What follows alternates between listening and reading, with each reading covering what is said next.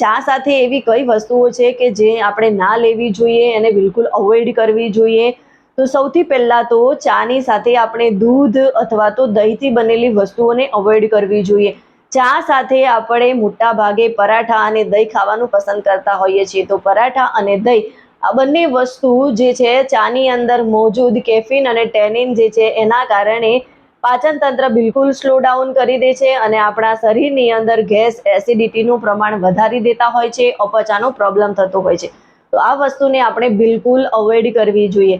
અને એની સાથે સાથે ચા સાથે ક્યારેય ખાટા ફળો ના ખાવા જોઈએ. મોટાભાગના લોકોને સવારમાં ફ્રૂટ્સ ખાવાની ટેવ હોય છે, જે ફ્રૂટ્સની અંદર વિટામિન સી ભરપૂર માત્રામાં હોય અને સાથે તમે ચા લેતા હો તો આ ક્યારેય સૂટ ના થાય, કેમ કે ચાના કારણે ચાની અંદર ટેનિન જે હોય છે અને વિટામિન સી એટલે કે ખાટા ફળો જે છે એ આ બંને વસ્તુ ભેગી થઈ અને આપણને એસિડિટી અને બેચેનીનો અનુભવ કરાવે છે અને આપણું પાચન તંત્ર બિલકુલ સ્લો ડાઉન કરી દે છે. અને સાથે સાથે જ આમલેટ અને ઈંડા આ પણ ચા સાથે ના ખાવા જોઈએ. મોટાભાગના લોકો ચા સાથે આમલેટ અને ઈંડા લેતા હોય છે.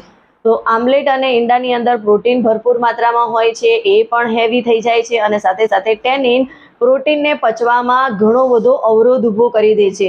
એટલા માટે આપણની બેચેની વધી જાય છે અને પાચન તંત્ર બિલકુલ નબળું થઈ જાય છે અને આપણને ગેસ, એસિડિટી અને બેચેની, કબ્ઝ આ બધા પ્રોબ્લેમો ઊભા થતા હોય છે.